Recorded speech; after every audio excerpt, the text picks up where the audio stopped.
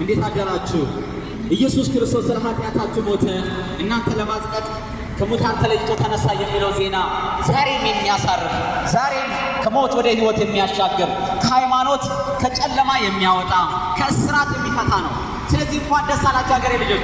አይኖ እኛ ስትጣጣ አለብን፣ ስንት የኑሮ ውድነት ሕይወት አስቸግሮናል። እኛ አሁን ይሄንን የምንሰማበት ጆሮ የለንም ልትሉ ትችሉ ይሆናል። ነገር ግን እነግራችኋለሁ ጌታ ኢየሱስ ክርስቶስ ሲናገር በሐዋርያው በጳውሎስ በኩል መንፈስ ቅዱስ ሲናገር የሚያስጨንቃችሁን ሁሉ በእኔ ላይ ጣሉት ይላል ጌታ። የሚያስጨንቃችሁን በእኔ ላይ ጣሉት፣ በጸሎትና በምልጃ ለጌታ አስታውቁ እንጂ በአንዳች አትጨነቁ ይላል። የአገሬ ልጆች ኑሮ ስለተወደደ ተጨንቃችሁ ከጌታ ልትርቁ አይገባችሁም። ወንጌልን የምትሰሙበትን ጆሮቻችሁን ልትደፍኑ አይገባችሁም። ብዙ የሚያስጨንቅ ነገር ስላለ ከእግዚአብሔር መራቅ አይደለም መፍትሄው። ጌታን ኢየሱስን አንፈልግም ማለት መፍትሄ ሊሆን አይችልም። ከኃጢአት አለመታቀብ መፍትሄ ሊሆን አይችልም። ይልቁንም ከጌታ ጋር መስማማት፣ ከክርስቶስ ጋር መስማማት፣ ከኃጢአት መታቀብ፣ ከጨለማ ነፃ መውጣት እርሱ ነው መፍትሄ። የአገሬ ልጆች እንኳን ደስ አላችሁ። እንኳን የኃጢአት መድኃኒት የሆነው የናዝሬቱ ኢየሱስ ከቅድስት ድንግል ማርያም ተወልዶ በቀራንዮ አደባባይ ላይ ስለ ኃጢአታችን ሞቶ እኛን አዳነን። ስለዚህ ወንድሞቼ እና እህቶቼ የናዝሬቱ ኢየሱስ የዛሬ 2000 ዓመት ነው የተሰቀለው። ነገር ግን ዛሬ ለሚያምኑበት ለዘላለም ይህ ዓለም እስከሚያልፍ ድረስ በስሙ የሚያምኑበት ሰዎች ያርፉበት ዘንድ ነው ያ የሆነው እንጂ ልክ እንደ ሂስትሪ ቡክ ወይ ደግሞ እንደ ታሪክ እንደ ተረት መጽሐፍ አንብበን እንድናልፉ አይደለም። ሕይወት የሆንልን ዘንድ ደግሞ ይበዛልን ዘንድ የናዝሬቱ ኢየሱስ ነፍሱን አሳልፎ ሰጠ። ስለዚህ እንኳን ደስ አላችሁ እንላችኋለን። መልካሙን የምስራችን እነግራችኋለን። ስለምን ወዳችሁ ነው ጋይስ? በጣም ስለምን ወዳችሁ ሀገሬ ልጆች። እኔ ስለምወዳችሁ ነው ይህንን እውነት ምነግራችሁ። ከኔ በላይ ግን የናዝሬቱ ኢየሱስ ደግሞ ይወዳችኋል። እርሱ ፍቅሩን እንደኔ በአንደበት የገለጠ ሳይሆን በተግባር በተግባር በመስቀል ላይ በመሞት ሞታችሁን ልሙትላችሁ ብሎ ኃጢአትሽን ልሸከም፣ ኃጢአትህን ልሸከም፣ ድካምህን ልሸከም፣ ሞትህን ልሙትልህ ብሎ ነው ጌታ ፍቅሩን የገለጠው። ይህንን ጌታ ሰው እንዴት ሬዚስት ማድረግ ይችላል? ወዳጆቼ ሬዚስት ማድረግ አይቻልም። ይህ ፍቅር እምቢ ሊባል የማይችል ፍቅር ነው የጌታ የኢየሱስ ፍቅር። ታውቃላችሁ፣ ማንም ሰው እምቢ ሊለው የማይችል አስባችኋል? እናንተ በፍርድ ቤት ቆማችሁ ስለ ጥፋታችሁ ሞት ቢገባችሁና ወደ ሞት ሂዱ እየተባላችሁ ኖ ጀስት ሊቭ ሂም ፍሪ፣ እኔ ልታሰርለት፣ እኔ ልሞትለት፣ እኔ ሞቱን እሞትለታለሁ ብሎ የሚሞትላችሁ ሰው ሊገኝ አይችልም በዚህ ምድር ላይ። the only person በዚህ ዓለም ላይ ሰው አምላክም ሆኖ ስለ እኔና ስለ እናንተ ሞታችሁን ልሞትላችሁ ያለ የናዝሬቱ ኢየሱስ ነው።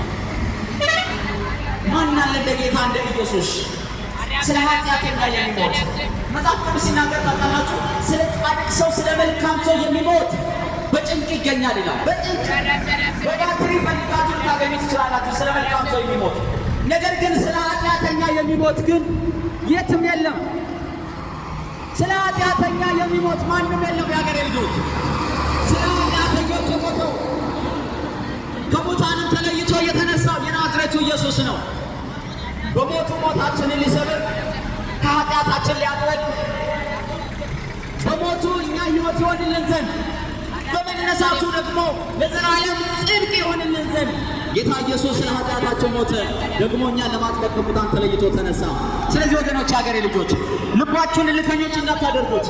አዎ እኔ ሃይማኖት አለኝ ልትሉ ትችላለ። ኦፍኮርስ የሃይማኖት እጥረት እኛ ሀገር ላይ የለም። እኛ ሀገር አይደለም በዓለም ላይ የሃይማኖት እጥረት የለም። ይሄ ታወቀ። ከ2000 በላይ ሃይማኖቶች በዓለም ላይ አሉ። ነገር ግን አንዱም ስለ እናንተ ኃጢአት ዋጋ ከፍሎላችኋል። ይሄ ፐርሰን ስለ እናንተ ሞቷልና እናንተ you have to be free። እናንተ ፍሪ መሆን አለባችሁ፣ ነፃ መሆን አለባችሁ። እናንተ ጻድቃንና ቅዱሳን መሆን አለባችሁ።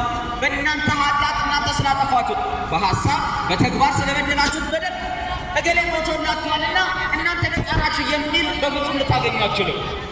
ክርስትና ብቻ ወይ ደግሞ የናዝሬቱ ኢየሱስ እርሱ ብቻ ነው ስለ ኃጢአተኞች ሞቶ የሰው ልጅ ከሃይማኖት እስራት ከሞት ከሚጠብቀው ፍርድ ያዳነው ጌታ ኢየሱስ ብቻ ነው። ስለዚህ ልንከተለው የሚገባው የናዝሬቱ ኢየሱስ ነው እንጂ ሃይማኖትን አይደለም። አገሬ ልጆች ይህንን እውነት ነው የምንሰብካችሁ። ከጌታ ከኢየሱስ ውጭ ሕይወት ሊሆን የሚችል ማንም የለም። there is nobody። ብዙ ቢሊዮን ተከታይ ያላችሁ አሉ። ነገር ግን አንዱን ሕይወት ሊሰጣችሁ የሚችልና የእናንተን የዘላለም ሕይወት ጋራንቲ ግን የሚሰጥ የለም። የዘላለም ሕይወት ጋራንቲ የሚሰጥ አንድ የለም። ታውቃላችሁ፣ ለዘላለም አንቺ ሲሆን አትገቢም። እኔ ሞትልሻለሁ። እኔ መስቀል ላይ አንቺ መሰቀል ቢኖርብሽ እኔ ልሰቀልልሽ አለ ማን አለ? አባቴ።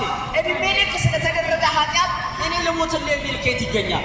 መጽሐፍ ቅዱስ ቅድም እንደነገርኳችሁ ስለ ጻድቅ ሰው፣ ስለ መልካም ሰው፣ ስለሚወደድ ሰው የሚሞት ራሱ በጭንቅ ነው የሚገኘው። እንደውም መከራ ተበልቶ ስለ መልካም ሰው ነፍሱን የሚሰጥ ሰው ሊገኝ ይችል ይሆናል።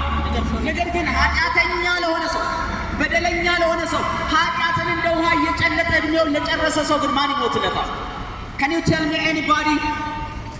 Can you mention anybody? አንድ ሰው ልትነግሩኝ ትችላላችሁ? አንድ ፐርሰንት ልትነግሩኝ ትችላላችሁ? እድሜ ልክ በሐሳብም በተግባርም ከእግዚአብሔር የተጣላ ሰው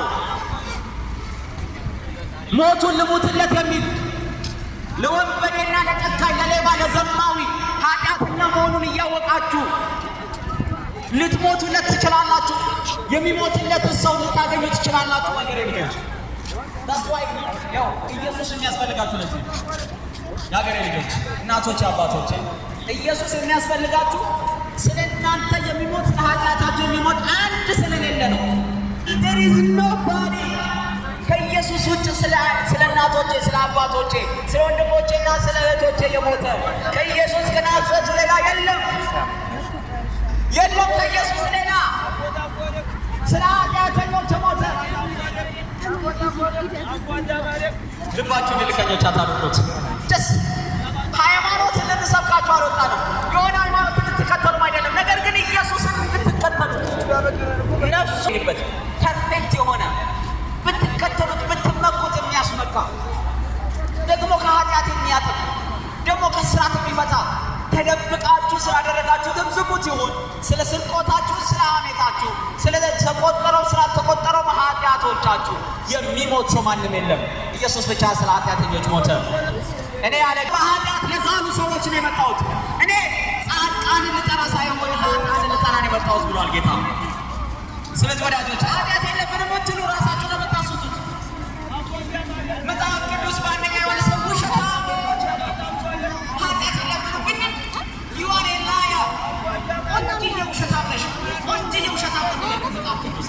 ወንጀል ውሸታም ኃጢአት አለብን፣ በድለናል፣ እግዚአብሔርን በተግባር ባንበድል በሀሳብ በድለናል። ያለ እናቶች አባቶች we have sinned before him ኃጢአትን በፊት ካለ ኢየሱስ ለብሰው ኃጢአትን መጣላቸው